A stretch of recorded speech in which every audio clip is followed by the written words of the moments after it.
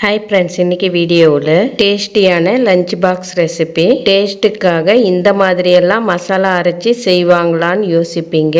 இது போல் மசாலா அரைச்சி ஒரு முறை இந்த மாதிரி வெஜ் பிரியாணி செஞ்சு பாருங்கள். சிக்கன் பிரியாணியே தோற்று போகும். வாங்க டேஸ்டியான வெஜ் பிரியாணி எப்படி செய்கிறது, அதுக்கு தேவையான பொருளெல்லாம் பார்க்கலாம். வெஜ் பிரியாணி செய்ய அடுப்பில் ஒரு பாத்திரம் வச்சு தேவையான அளவு எண்ணெய் சேர்த்து, எண்ணெய் காஞ்சதும் பட்டை, லவங்கம், ஏலக்காய், சோம்பு, பிரிஞ்சி இலை, டார்பூ, கல்பாசி எடுத்து வச்ச மசாலா பொருளெல்லாம் இது உள்ளே சேர்த்துடலாம். எண்ணெய் காஞ்சதும் சேர்த்துடுங்க. மசாலா பொருள் சேர்த்ததும் கூடவே கட் பண்ணி வச்ச வெங்காயம் சேர்த்துக்கோங்க. வெங்காயம் மசாலா பொருளோட 2 நிமிஷம் வதக்கினதும் கட் பண்ணி வச்ச வெஜிடபிள் எல்லாம் இது உள்ள சேர்த்துருங்க. 1/4 கிலோ பீன்ஸ், நூக்கல், கேரட் கட் பண்ணி வச்சிருக்கேன், அதை சேர்த்து கூடவே 50 கிராம் பச்சை பட்டாணி, 100 கிராம் அளவு காலிஃப்ளவர் கிளீன் பண்ணி கழுவி வச்சிருக்கேன், அதுவும் உள்ள. வெங்காயம் வெஜிடபிள் எல்லாம் நல்லா வதங்கி கலர் மாதிரி வரணும், அந்த அளவுக்கு வதக்கிக்கோங்க. அதுக்குள்ள ஒரு மசாலா அரைச்சிக்கலாம். அதுக்கு ஒரு மிக்சி ஜார் எடுத்து அரை முடி தேங்காய் கட் பண்ணி வச்சிருக்கேன், அதை சேர்த்து தண்ணி சேர்க்காம இந்த மாதிரி அரைச்சிக்கோங்க. இது போல் அரைச்சதும் 6-7 பச்சை மிளகாய் எடுத்திருக்கேன், அதை சேர்த்துக்கலாம். கூடவே அரை கட்டு புதினா கட் பண்ணி க்ளீன் பண்ணி வச்சுருக்கேன், அதையும் சேர்த்துட்டு அரை கைப்பிடி அளவு கொத்தமல்லி சேர்த்து அரை கிளாஸ் தண்ணி சேர்த்து இது போல் நைஸாக அரைச்சிக்கோங்க. இது போல் நைஸாக அரைச்சதும் இன்னும் ஒரு அரை கிளாஸ் தண்ணி சேர்த்து ஒரு பாத்திரம் எடுத்து ஒரு வடிகட்டி வச்சு அரைச்ச விதை அது உள்ளே சேர்த்து தேங்காய், புதினா பால் இது போல் வடிகட்டிட்டு இன்னொரு முறை அதே போல் தண்ணி சேர்த்து வடிகட்டி எடுத்துக்கோங்க. இது போல் வடிகட்டி ஆனது இது ஒரு பக்கம் இருக்கட்டும், எடுத்து வைக்கலாம். வெங்காயம் வெஜிடபிள் எல்லாம் அடுப்பத்தி ஜாஸ்தி வச்சு கம்மி வச்சு 10 நிமிஷம் வதக்கும். வெங்காயம் பொன்னிறமாக இது போல் வதங்கி வரணும். இது போல் வதக்கும் போது நம்ம சேர்த்துருக்கிற வெஜிடபிள் எல்லாம் 3/4 பாகம் நல்லா வெந்திருக்கும். இது போல் வதங்கி வந்ததும் இந்த டைமில் இஞ்சி பூண்டு விழுது சேர்த்துக்கோங்க.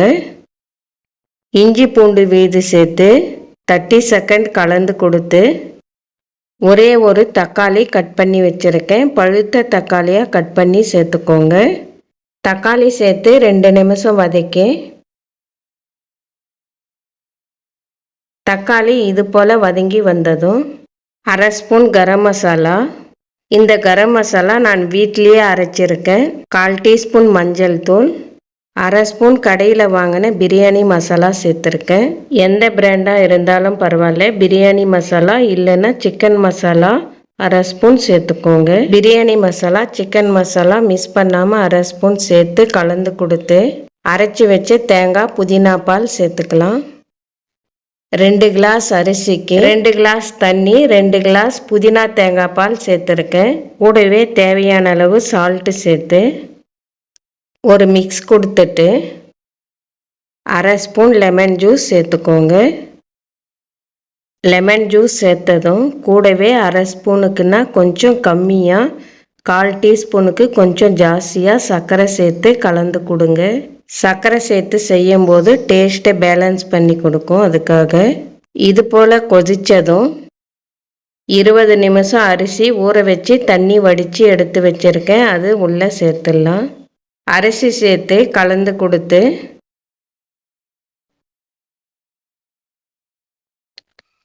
இது போல் கொதித்ததும் குக்கர் மூடி ஹை ஃப்ளேமில் ஒரு விசில் விட்டு லோ ஃப்ளேமில் 10 நிமிஷம் விட்டு கம்ப்ளீட்டாக ஆறட்டுன்னு தந்தீங்கன்னா வெஜ் பிரியாணி சூப்பராக ரெடி ஆகிடுச்சு பாருங்கள். உங்களுக்கு நெய் வாசனை பிடிக்கும்னா ஒரு ஸ்பூன் நெய் மேலே சேர்த்து கலந்து கொடுத்து பரிமாறுங்க.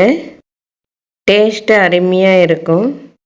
வாசனை கமகமன்னு சூப்பராக இருக்குது. இது போல் வெஜ் பிரியாணி செஞ்சிங்கன்னா சிக்கன் பிரியாணியே தோற்று போகும்.